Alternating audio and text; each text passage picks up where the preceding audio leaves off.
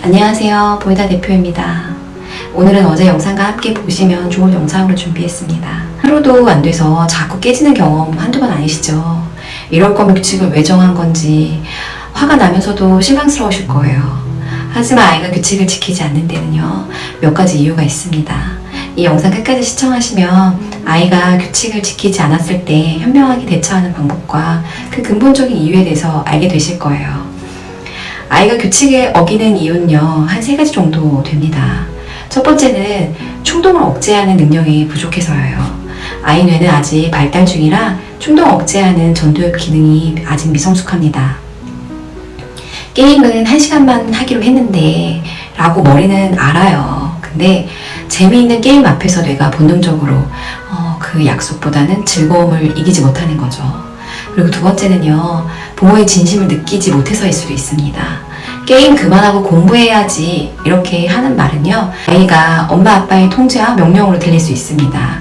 이럴 경우 아이는 규칙을 자발적으로 지켜야 할 이유를 찾지 못하는 것이죠. 그럼 어떨까요? 부모님이 안 계시는 곳에서는 해도 된다고 생각하고 규칙을 어기는 것입니다. 그리고 세 번째는요, 실현이 불가능한 규칙을 정했을 때입니다. 아이의 현실적인 상황을 고려하지 않은 채 규칙만 앞세우면 아이가 규칙을 지키기 어렵습니다. 예를 들어 드릴게요. 아이가 친구와 함께 온라인 게임에서 만나기로 했습니다. 근데 정해진 시간이 아이들이랑 만나는 접속 시간과 맞지 않아서 너무 하고 싶은 마음에 그 규칙을 어길 수밖에 없는 거죠. 이렇게 규칙을 어긴 것이 분명 속상하실 거예요. 하지만 아이에게 무작정 화를 내기보다는요, 그 상황에 대한 얘기를 먼저 들어보시고 대화를 해보시는 것이 중요합니다. 그럼 규칙을 어긴 아이에게 현명하게 대처하는 방법 4가지를 알려드릴게요. 첫째는요, 감정적으로 반응하시면 안 됩니다. 너 또 게임하는 시간 넘겼네? 엄마 아빠 말이 그렇게 무시도 되는 거야? 라고 감정적으로 대하시면 안 됩니다. 화를 내는 대신에 혹시 게임 시간이 부족했니? 와 같이 차분하게 대화를 물꼬를 트세요. 부모가 흥분하면 아이는 반발심으로 아이가 소리를 지르거나 또는 부모님과 맞서서 대화에 단절이 생길 수 있습니다. 그러면 안 되겠죠. 그리고 두 번째는요, 규칙을 위반했던 원인을 함께 찾아보셔야 합니다. 아이가 규칙을 어겼을 때 함께 이야기해 보세요. 친구들과 게임 시간이 안 맞아서 그랬니? 아니면 퀘스트 캐느라고 내가 깜빡한 거야? 이렇게 아이의 이 얘기를 듣다 보면요, 규칙 자체가 비현실적이었거나 또 다른 이유가 있을 수도 있습니다. 그리고 세 번째는요, 약속의 중요성을 다시 한번 강조해 주세요.